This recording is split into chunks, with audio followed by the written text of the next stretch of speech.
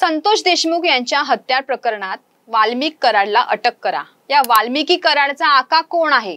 आपल्याला माहित आहे हे कोण करतं हे मला माहिती आहे। महाराष्ट्राच्या मातीवर प्रेम असेल आणि संतोष देशमुखच्या दोन्ही पोरांची शपथ असेल तर त्या माणसाला मंत्रिमंडळातून बाहेर काढा। भर सभागृहात राष्ट्रवादी काँग्रेस शरद पवार पक्षाचे आमदार जितेंद्र आव्हाड यांनी नाव न घेता धनंजय मुंडे यांच्यावर साधलेला हा निशाणा। मस्साजोगचे सरपंच संतोष देशमुख हत्या प्रकरणाची सखोल चौकशी व्हावी यासाठी जितेंद्र आव्हाड हे पहिल्या दिवसापासूनच आक्रमक झालेत।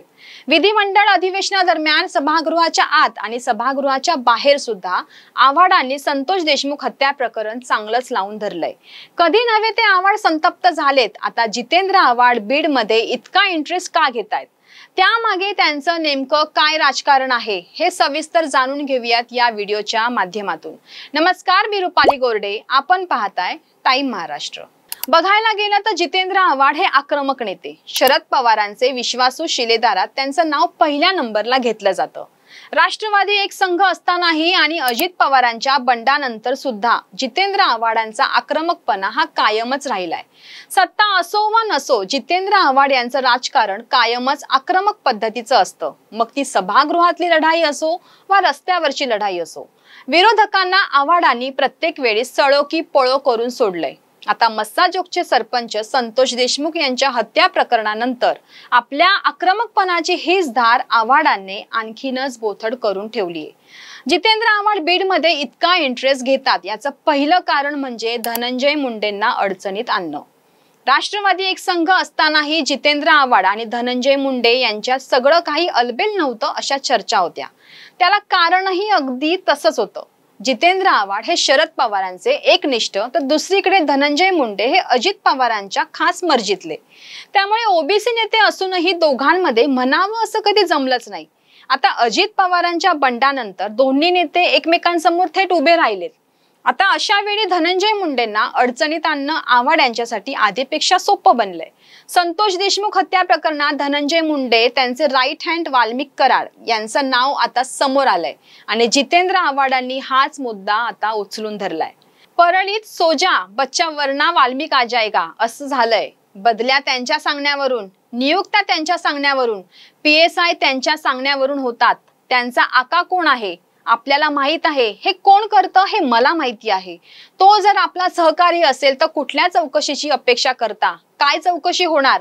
महाराष्ट्राच्या मातेवर प्रेम असेल आणि संतोष देशमुखच्या दोन्ही पोरांची शपथ असेल तर त्या माणसाला मंत्रिमंडळातून बाहेर काढा।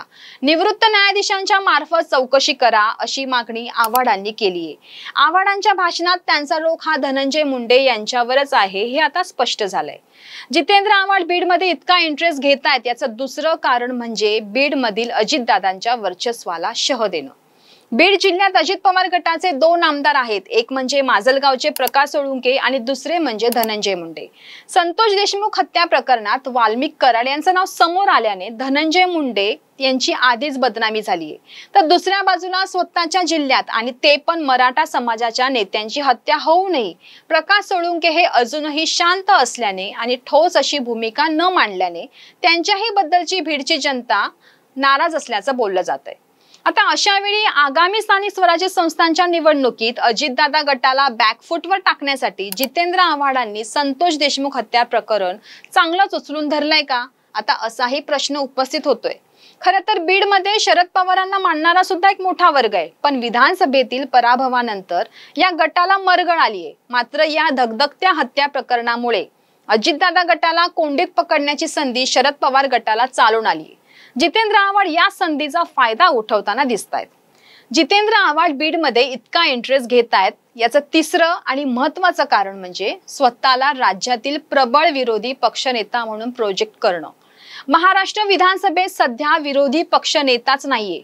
महाविकास आघाडीतील कोणत्याही एका पक्षाकडे 29 आमदारांचं संख्याबळ नसल्याने विरोधी पक्षनेते पद खाली आहे।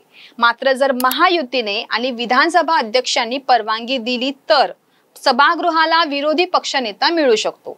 महाविकास आघाडीकडे भास्कर जाधव, जयंत पाटील, नाना पटोले, विजय वडेट्टीवार असे सक्षम नेते आहेत। मात्र या सगळ्यात आपली वेगळी छाप पडावी यासाठी जितेंद्र आव्हाडांनी बीड मधील संतोष देशमुख हत्या प्रकरण चांगलंच उचलून धरलंय। महाविकास आघाडी सर्वात जास्त आक्रमक आपणच आहोत हे या निमित्ताने आव्हाडांनी दाखवून दिले। आता या सर्व प्रकरणी तुम्हाला काय वाटतं? जितेंद्र आव्हाड यांनी आपला आक्रमकपणा असाच कायम ठेवावा का?